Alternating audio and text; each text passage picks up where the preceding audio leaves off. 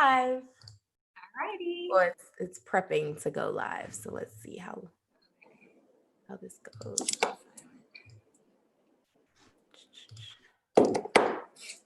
All right, there we go. I think I will have to mute you though.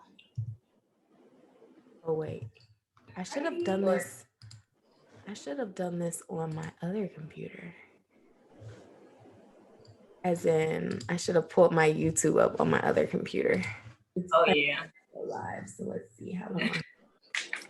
Oh, I know what I can do. Okay, there we go. Perfect. Okay. So I'm going to put this in speaker view so they can see both of us at the same time. And let's see who is on. Can they see us both at the same time?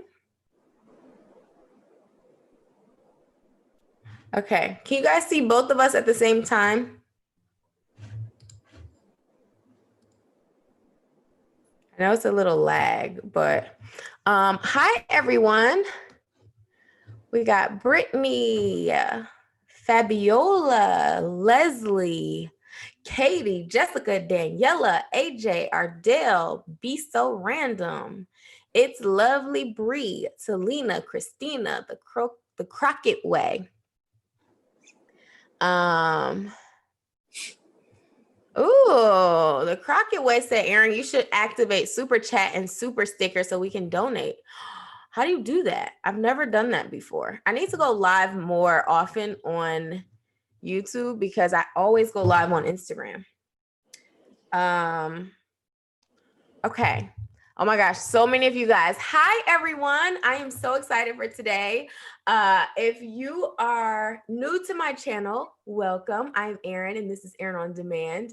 And basically, my channel is all about owning your business, owning your life, owning your happiness. And we talk all about branding, business, and just pouring your authentic self into all of your content. So I share lots of things as I'm growing as an entrepreneur and social media tips and all of those types of things. So if you're new, welcome. I'm so excited to have you.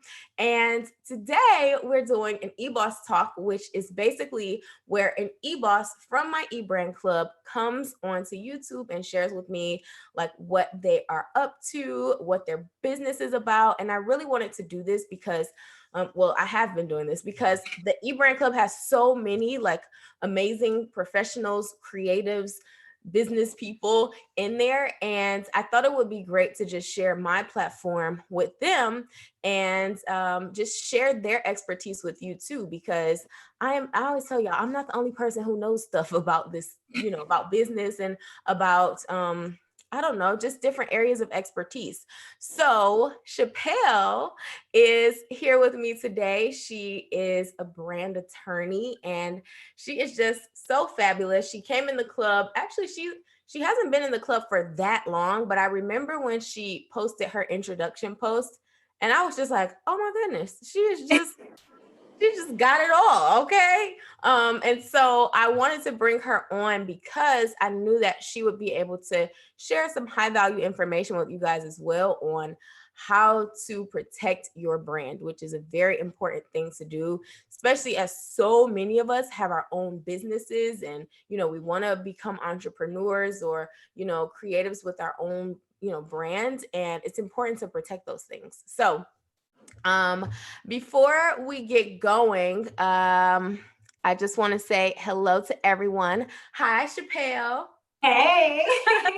And I also wanted to let you guys know what the eBrand Club is really quickly. It is a membership club for entrepreneurs, content creators, really looking to grow their brands. If you like my YouTube channel, the eBrand Club is basically a more in-depth version. It's a more community-oriented version of my YouTube channel. So we do live lessons every week. They're about an hour long every Monday. We do Instagram, YouTube, website audits. We have Q&As. We have guest speakers. And so it's really it's a great community to be in. So Shepalle, can you just give us a quick introduction? Tell us a little bit about yourself. Yes, so my name is Shepalle, obviously, and I am a trademark, copyright, and social media advertising attorney. And so I basically just help entrepreneurs really young entrepreneurs. My audience is pretty young, around my age. I mean, I'll help anyone, obviously. And I just help you to really protect your brand. And I like to not only just take your money and like trademark your brand or your business, but I really like to educate. And so that you can understand why we're doing it rather than just the fact that, okay, I need to trademark my brand. Well, you need to know why, and then you need to know how to enforce those rights. And so that's kind of what I do. Yes. So how did you get interested in this? Okay, so it's actually kind of a funny story. Well, maybe not that funny, but I used to work at a law firm, and okay, well, let me rewind. First, I had a lot of different interests. I never can make up my mind. I changed my mind a lot, and so I went through the whole thing of like, what do I want to do? Do I want to do this? Do I want to do that? And so I had got a job. It was in another area of law, and I did that for quite some time. I did that all through law school, and then I graduated from law school, and I got another job at another law firm doing the same thing. And then one day, I just kind of was like, okay, I was at work and it just wasn't a good day. And I guess my boss was having a bad day and some words was exchanged. And then I just quit on the spot. Like, I don't encourage anybody to do that. Don't be like me, but I quit. And so I came home and I was just like, okay, well, what am I going to do now? I don't know what I'm going to do. And so for like, I want to say a couple weeks, I really was just at home. I was a whole attorney and I wasn't trying to do nothing. I was just letting my degree sit there. And so one day I was sitting in my bed, literally on my phone, and my boyfriend came in the room and he was like, "You're always on social media." And I'm like, "Yeah, okay." Like I'm on, like that's what I like to do. And so, but when he left out, I started to think about it, and I'm like, I'm always on social media. So what can I do, and what will I love to do? Because I was like really trying to find myself. So what will I love to do, and how can I apply that with social media? And so I got on YouTube because I go to YouTube for everything, and I really just started to like YouTube random stuff like about lawyers and stuff like that. And this guy popped up and he was a social media lawyer. So I kid you not, I just like started watching all his videos and I was like, oh my God, I want to do this. Like, I really want to do this. So I went back to my boyfriend. I was like, I'm gonna be a social media lawyer. And I was telling him all this great stuff. And he was like, okay, so how are you gonna make some money off of this? I'm like, I don't know. I just think it's a great idea. So I had to go back to the drawing board and I just did a little bit more research and I looked into intellectual property, which is like trademarks, copyrights, patents. And I looked into that and I really just figured out how I could put that with social media law. And there's social media law covers like so many areas of law. But with trademarks and copyrights, there's a lot of like infringement and you have to, really make sure that you're not infringing upon someone else's copyright when you are posting on social media. So I just was like, I'm gonna put this all together and this is what I'm gonna do. And so there's something called continuing learning education, CLEs, that attorneys have to do like a certain amount every year. So I just started finding them on like anything that had to do with social media, anything that had to do with trademarks, anything that had to do with copyrights. I just started finding them. And then I found out about social media advertising. And then I was like, okay, this is it. Because I like the whole influencer thing and like, advertising with influencers, marketing. I like that. So I was like, this is it. I'm going to just put this all together and this is what I'm going to do. And that's really how it came about.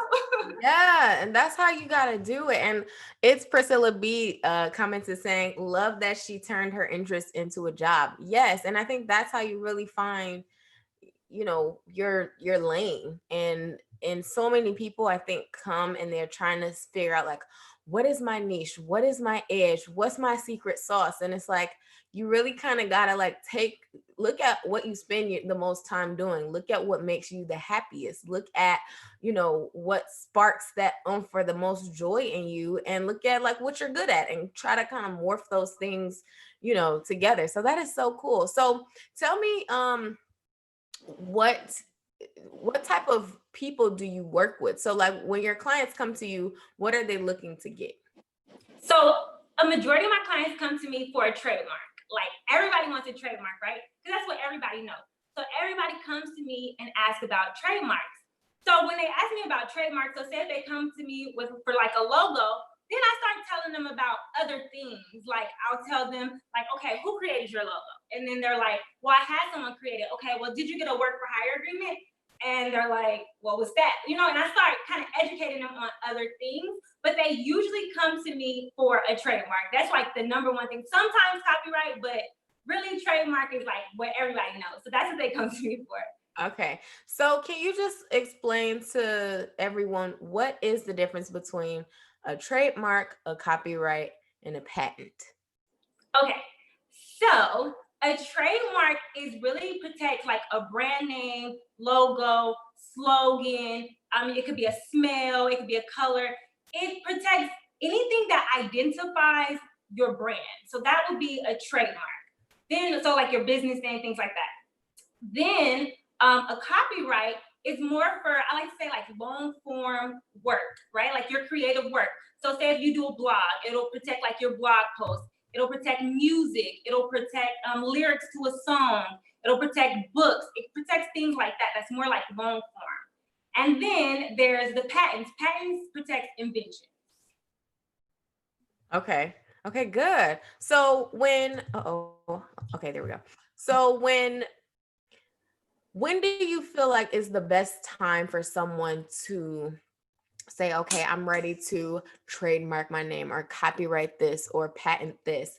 Because, well, for me, like, I'm just going to use myself as an example. I didn't know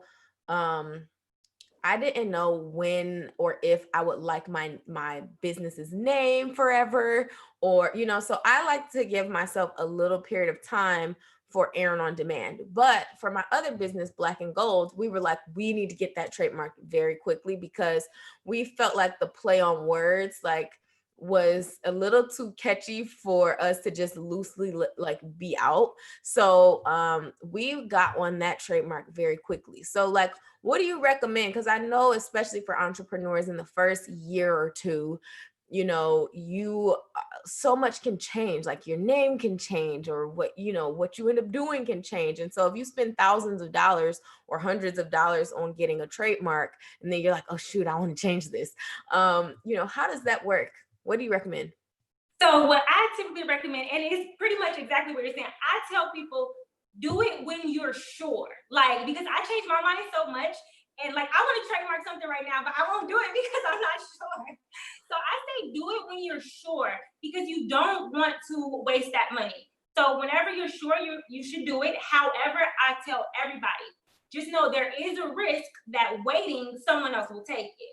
So do it when you're 100, like do it when you're sure you're not going to change it, but at the same time, remember that if it's something common or something like that, somebody might take it. So you want to just be sure, but always, make sure that it's not something that can be taken. Like today, for example, someone had told me that they had a logo. And they were like, oh, so I was going to trademark my logo, but now I'm changing it. And now I want to trademark this one. And I said, wait, are you sure that this is it? Like, are you going to change it again? They're like, yes, I'm sure. I'm like, no, but are you really sure? Because I don't want you to waste your money. And so they were like, no, I'm sure. And so we talked about that. But that's pretty much what I recommend. Just make sure you're sure. And I don't really like to give like a time frame, because somebody might think of something and be sure right now, So I don't really like to give a time frame. Okay, good to know. So this is a question that gets a little bit more detailed, but these are just questions that I be having. So when you trademark something, to my understanding is that, so say you have a trademark for, I don't know, your t-shirt company, and you have the name of the company, like Black and Gold, for example, with that. So we have Black and Gold on the shirts. But that doesn't mean that someone can't put something else on, I don't know, a beer bottle or a bit like a I don't know, a mug, like, so when you're trademarking, is it you are just trademarking in specific categories and you have to pay for the trademark in multiple categories that you're using? Or when you trademark, does that just exempt the whole world from being able to use your name on anything? Yes, so exactly. So no, you have to know the exact industry, the exact area that you want to trademark it in. So for example, if you want to trademark, if you have a clothing line and you want to trademark your clothes, and you're like, okay, I want to do shirts and pants. This is my example I give all my clients. So if any of my clients don't hear, they're like, I heard this before.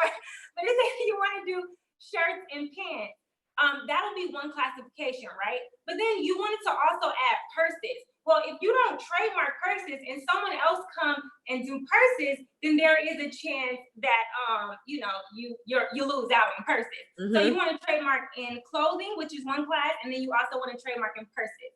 However, there is something called like the reasonable zone of expansion. So in certain situations, so like if you trademark something, probably this example, if you trademark that, then it's like you'll more than likely expand into purses, right? So sometimes you can still like stop someone from taking that registration because it's within your reasonable zone of expansion. However, you don't want to do that. You want to just make sure that you do it in each and every category. And so if you have it in clothing and in purses, and then somebody come along and they can make a laptop and the laptop is the same name as yours, well, that's not infringing upon your trademark because that's a completely different industry, completely different category. Yeah. And that's the thing too, is that when first of all, I would not recommend doing a trademark on your own. I just feel like the legal jargon is real, and you just really don't know what certain things mean in legal term versus like actual human terms. So or layman's term, I should say. But when we did our trademark, we tried to do it on our own at first, and it was a big mistake.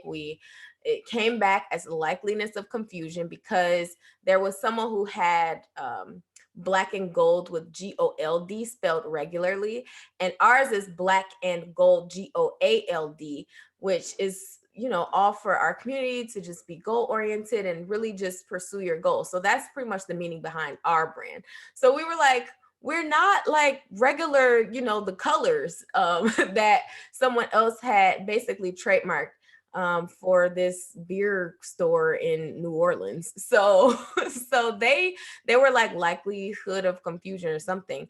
And so we had to get an attorney and do the office action and do all of these steps to get the trademark, and ultimately we ended up getting it. But what do you say to people who are going to try to do trademarks on their own, or any type of, not just trademarks, but copyrights, patents? What's your recommendation? Don't do it. Okay,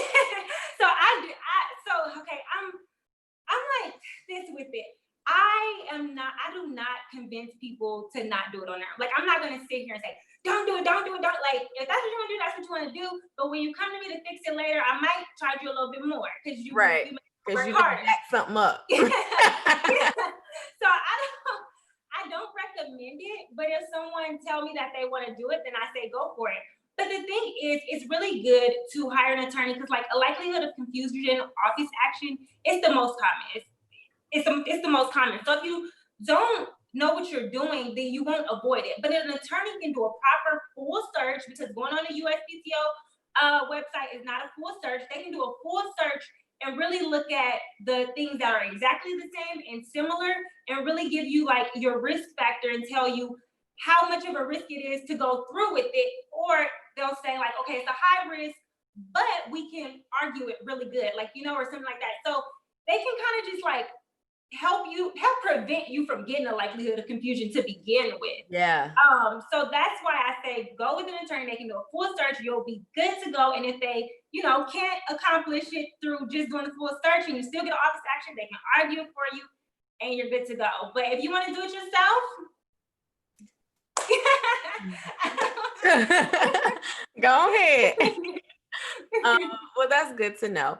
Someone asked, what's a work for, who is this? Tanisha. Hey, Tanisha, what's a work for hire agreement? Okay, so it's basically an agreement saying that you're hiring someone to do this work for you, so you own the rights to the work. So they won't own the rights to it. You pretty much own the rights to it, because sometimes what can happen is they can like do this work and then they own those copyrights. So say like somebody create like say they create an illustration for you and you don't have a work for hire agreement, right? And then you want to put that in a book. Well, they own the copyrights to that, so they can license it to you. However, you don't get those rights to like sue people for money damages if someone else steal it. You don't get the rights to license it and make money, because you can make money when you license it. You don't get those type of rights. So you get a work for hire agreement, and that basically says that I am hiring you to do this work for me, and it's mine. Like I own the Right. right. Once you're done, this is no longer yours. This is my property, basically. Exactly. And there's like certain things. It's a bunch of them, like an atlas, or if you're an employee doing work in the course of your business, it's just a bunch of things like that where that qualifies as a work for hire. And so that's kind of how you go about it. But yeah, it's just an agreement or a contract to say that you're doing this work for me and I own this work. Okay. Okay, good to know. So can we talk business entities? Okay, so I don't really do business entities. I can do an LLC. I was gonna ask because a lot of people assume that they should just start with an LLC. Is that what you recommend, or would you say it depends on the type of business? Yeah, it definitely depends on the type of business. It depends on like the type of protection you want and things like that, because you give different protections. So you could do like a sole proprietorship, corporation, things like that. But I don't want to talk too much on something I don't really do. But I don't really form entities. I want to start though. I do want to start. So just to preface, I've got licensed in October, so I don't do everything yet. But I am thinking about it because it goes hand in hand to what I do. But the thing with that is it's state law, so I can't do that in every state. I would only be limited to doing that in Texas because I'm licensed in Texas. So that's why I'm not really pressured to do it or to like learn about it yet. Yeah, exactly. And I think that also too, attorneys are good people to go. I mean, not attorneys, accountants are good to go for that too, because they know, based on what type of business for tax purposes, especially, which is the biggest reason why you would get one entity versus the other, they will be able to tell you that information as well. I just didn't know if that was something that was in your territory, but yeah, I understand. I know a lot of you guys probably have questions for Shepalle. We've got some questions coming through. I'm trying to catch them as I see them. Tiffany says, this is good information. Thanks for the advice about not doing the trademark on our own. Chris Style. Oh, that's cute. When you trademark the main name, will it cover everything under the umbrella, or should everything under an umbrella be trademarked separately? So it's like when you say everything under the umbrella, can you be a little bit more specific than that? Yeah, we need a little bit more info, Chris. Do you mean like the product names? Right. Is it like the names, or are you having like, this is my overarching business and now I have a clothing line under here and a consultant agency and I don't know, storefront or whatever. Like what does that mean? We are still becoming set full of gems. Yay. All right. Do you guys have any questions? Because we can go ahead and do some Q&A from you guys. Amara says, I live in Canada. Is the process the same everywhere? Also, would I have to use a lawyer here? So the process, I only do like trademarks in the US. So the process may be different there. But I would hire an attorney that does trademarks outside of the US. Because they will be much more knowledgeable, obviously, in that. So that's what I would recommend, just hiring an attorney that does it kind of all. So then you can make sure you're protected in both the US and where you're at as well. Okay, so that's a good question, and a good follow-up would be from Daniela. She says, do trademarks work per state or nationwide, or are they international? So there's federal trademark, there's state trademarks, but don't do a state trademark, guys. A state trademark, it only protects you in your state. So somebody could get a federal registration in all the other states and then you can't grow. You're stuck in one state. So I would say always go for the federal registration, put the money that you're gonna put on the state to the federal registration. So then the federal registration, it protects you in all of the states. And then there's some other things when you get outside of the US. But yeah, the federal registration protects you in the states. Okay, perfect. In all states, I should say. Okay. Erica says, how about contractual agreements and vendors with vendor services? What exactly do you want to know about them? I mean, you should always have a contract in place. Anytime you're working with a vendor, anytime you're working with someone, influencer, anytime you're working with anyone, you should always don't give nobody your money without having some type of contract in place. But you can like let me know what more you want to know about it. Yeah. Is that a service that you offer, Shepalle, with creating those types of contracts for entrepreneurs if they are looking to have contractors or even hire staff? So right now I am for Texas businesses, but probably I would say toward the end of this year, I plan to do more of like templates. So you can just go on my website and purchase the templates, and then you could just kind of fill in the blank, and you just always have it. That's kind of how I want to do that. So Yeah, I think that's good because if there was like a general contract and then you can kind of go in and fill in your little, whatever it is that pertains specifically to you. But I think just having something that's like, okay, I'm just trying to cover my bases, is a good thing. And I'm sure that would do really well for you.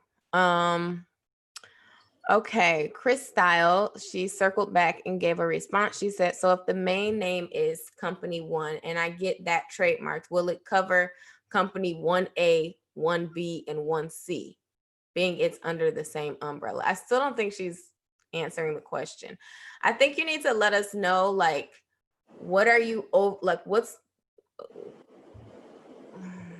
If you have multiple companies, then you need to trademark multiple. But I'm like wondering, is it multiple companies or is it like, this is Kroger and like we sell gas. We have a gas station at Kroger and we have a grocery store at Kroger and we have a pharmacy at Kroger. Like, is she trying to like say, okay, if Kroger is trademarked, then does that give them the ability to have all of these different segments of their business? Or I don't understand if she's saying like it's basically 3 different businesses living under like one main. So if it's the first way you were saying, if it's Kroger and then we have a gas station and then we have something else and something else, then you need to, and all of them are called Kroger, then you need to do Kroger in the category for the store, let's say, Kroger in the category for the gas station. It just has to be in all of those categories, and then no one else can do it in those categories, if that's what she's meaning. Yes. Okay, good to know. Now, if her companies have 5 different names, they all got they need separate trademarks? Yes, five different companies with 5 different names. Yes, yeah. different trademarks. For if you want to protect the brand, the name for different companies, then yes, different trademarks. Okay.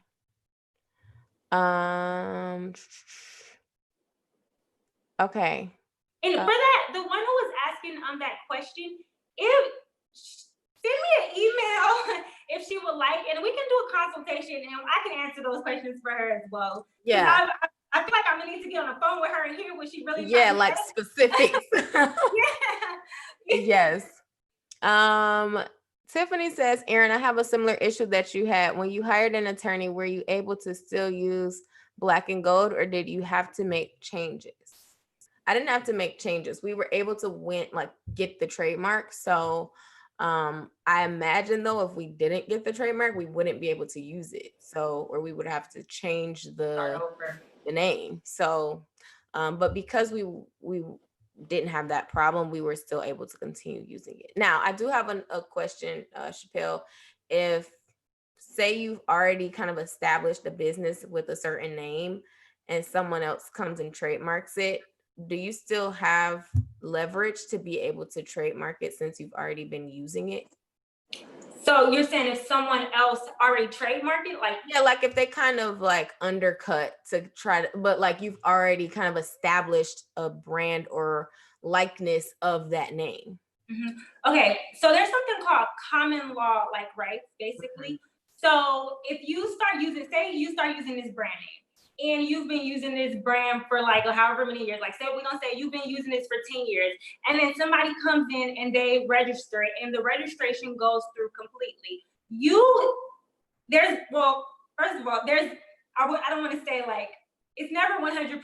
It's always case by case basis. But depending on the situation and the facts of your situation, you may be able to still operate in that area, in that geographical location, because that is where you got your common law rights. It's kind of like first come, first serve. So that's where you got your common law rights. However, the thing that sucks about that is you can't really expand. You can't grow outside of that area. So you're just kind of like stuck there, you know? So you still have some rights. Now, within the first like 5 years of a trademark, you can try and get that trademark canceled. And that's a whole nother thing. So they could try and like say, well, I've been using this for 10 years and try and cancel it. But of course, it has to be like other situation, the situation just has to be right in order to do that, pretty much. Yeah. Okay.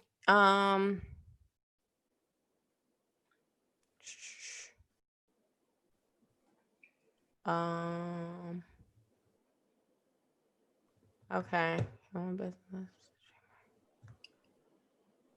Okay. Hold on. Sorry. I'm trying to go through these questions. It's quite a few of them.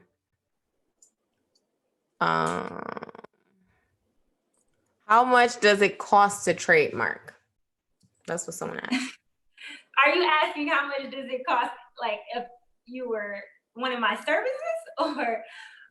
Yeah, because those are two different questions, because there's going to be a fee to actually do the trademark. If you were to do it yourself, it's not free. You still have to pay.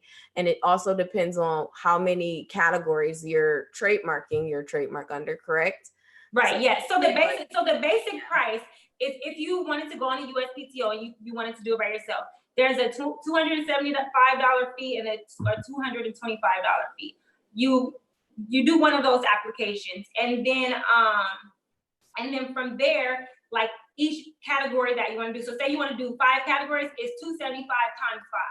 So it just kind of goes up from there. Mm-hmm. But that's if you do it by yourself. But if you do it with an attorney, obviously there's going to be attorney's fees involved, and everybody's attorney's fees are different. Yep. Okay.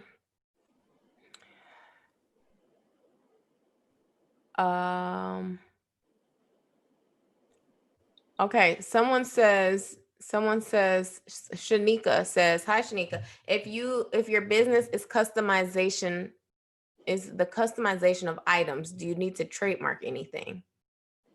If it's the customization of items, if it's a service that you're providing and you have a brand name that you want to be able to use everywhere and no one else be able to use it, then yes, you want to trademark it. Anytime you're providing a service, anytime you're providing, a product, you want to trademark that. Yes. Okay. Okay. Okay. Karen. Hi, Karen. She says, what about abbreviations? For example, if you trademark a name but have a sub-brand whose name begins with the abbreviations of the parent name. So I have Karen Gwen Customs and KGC. Yeah, you can trademark an abbreviation. So you can trademark the whole name, you can trademark the abbreviation. It's really whatever you want to protect so that no one else can steal it from you. That's what you would trademark, pretty much. So yes, you can trademark an abbreviation.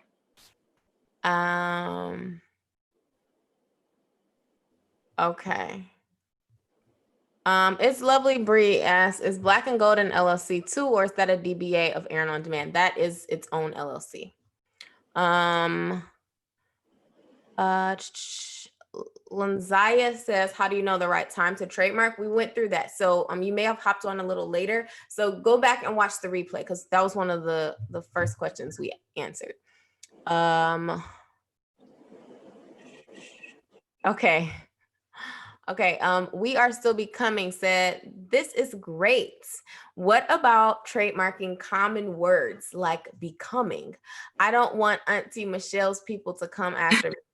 I would stay away from that word, because it's completely associated with Michelle Obama now. So, I mean, even off just GP, like I wouldn't even mess with that word. But I mean, you can give your suggestions. I'm with you on that one. Yeah, it's a great word, and it sucks if like you were using that even before she come out with her book, but it's like now the world knows that the word becoming, especially isolated by itself like that, it's Michelle's word. Like it just is. And she probably doesn't even have it trademarked. So that's the thing. No, you're not hiring me to do that. I'm not doing that. Yeah, so I would be careful with that one. All right.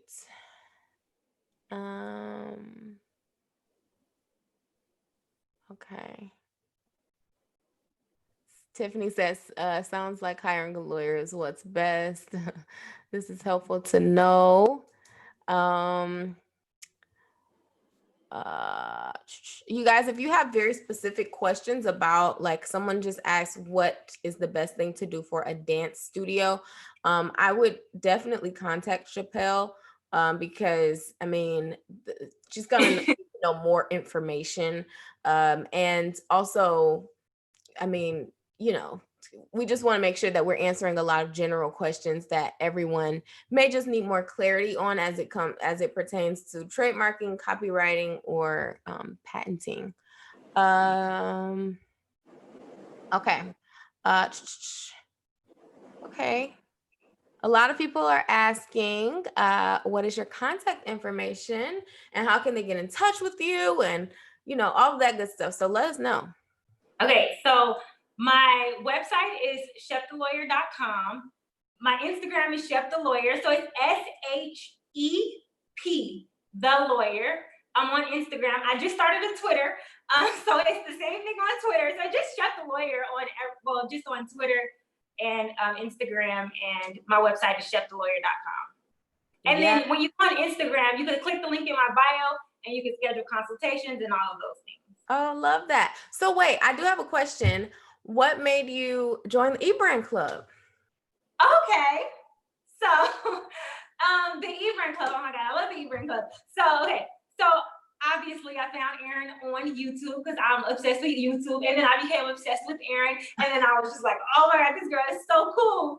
So then I actually joined the eBrand Club like a while ago, and then but I was like, I think it was when I was just finished studying for the bar or something, and I had commitment issues. I didn't want to commit to anything, and so I was like, I'm not doing this, and I know I'm not that active on Facebook, so I got out of it. But then I just started finding myself like I knew I wanted to do a YouTube channel, which I'm still working on, and I knew I wanted to do that. And I just kept having questions that I knew that the eBrand Club could answer for me. So I was like, I'm just go back in here. And then you kept on posting stuff. I'm like, let me just go back in here. So I rejoined, and I don't know, it's just like a really good decision that I made. And honestly, okay, so first of all, let me just say that just being in the club, you learn so much. And then just the comments and people like supporting each other. It just makes me feel happy. And then the master classes are really good. Oh my God, they're so good. I could tell you like pick really good people to come in. Like you put thought into it. Yeah. So those are really, really good. And honestly, for me personally, I'm not even gonna lie, I get clients from being in the eBrand Club. But it's because I'm an attorney. So don't join thinking you're gonna get clients, but it's because I'm an attorney. And honestly, one client pays more than a year's worth of the eBrand Club. So it's kind of like, why not be in the eBrand Club? Yes, it's a great network. And that's why I always tell people, like, when you come in, you do have to use it. You do have to join the live lessons. And honestly, if you join them live, it's so much better than watching the replay. So I find that the people who I always see in the live lessons and who I always see on the master classes and in the audits and posting questions and just really like engaging, those are the people who are just like completely obsessed with it. And it is such a great network. And I tell people all the time is that, you get in to learn, but also, like you said, Shepalle, like you're now in an environment of so many hot leads, because everyone is looking to grow their business, looking to grow their brand. And there are, video editors in there who I'm sure are getting clients. There are VAs in there who I'm sure are getting clients, attorneys who I'm sure are getting clients. And it's because when you come in and introduce yourself and you're interacting and you're answering some of these questions that people have pertaining to your area of expertise, you're gaining that trust, and it's so much faster because you're in the same community. So that's a really good point, is, you really do. And even me, like, even when I have, I get most of my strategy calls are from e-bosses. Like they want more. And I'm like, okay. I would say like 65% of my strategy calls being booked are from club members. So I am so happy you're in the club. It was so, I didn't realize that you were in it before and then you came back in. But that happens all the time. My mom said just yesterday, 4 people rejoined. Like people, you know, you can drop whenever you want, but so many people end up coming back because I have always prided my business on being affordable and accessible to as many people as possible. And you can go and you can pay thousands of dollars for the same information, you know, and so I am so happy you're in the club. I just wanted to ask you that because that is the whole purpose of us being here. I like to share, you know, my YouTube channel with you guys because I think it's a great way for now you to reach even more people. So see, isn't she bomb? And this is the type of people who are in the club. So even if you aren't, I mean, if you are in the club, you know, and you had some of these questions, you have access to Shepalle to, you know, be a resource for you in there. Someone said, how do I sign up? Fabiola, on my website, erinondemand.com. You can sign up and join right there. Daniela said she just joined the eBrand Club on Tuesday. Okay, so welcome to the club. And I will put all of Shepalle's information in the description box of this video. So if you want to contact her, I will put her Instagram. You said Shep the lawyer, right? Yes, ma'am. Okay. I put her Instagram here, so I just pinned it. You guys, please go follow her and contact her. I'm sure you can get to wherever else you need to go from there, correct? Yep. And, you know, get your business and your brand secure. I think that is it definitely is such an important step in building a business. And so I would definitely be, you know, needing your services too, Shepalle, for a few projects that I have coming down the pipe. And let's see, is anyone else having questions? I will say, I think right now my calendar's full right now, but I have to open up next month. So I'm gonna open it up. So if you can't book a appointment, like a consultation right now, I am gonna open it up. Just give me a little time, y'all. I'm gonna open it back up. Probably on Monday or two. I don't want to give a day. Next week I'm gonna open it back up for July. Okay, so please stay tuned for her books to open. Fabiola, is it for people who are just starting their business?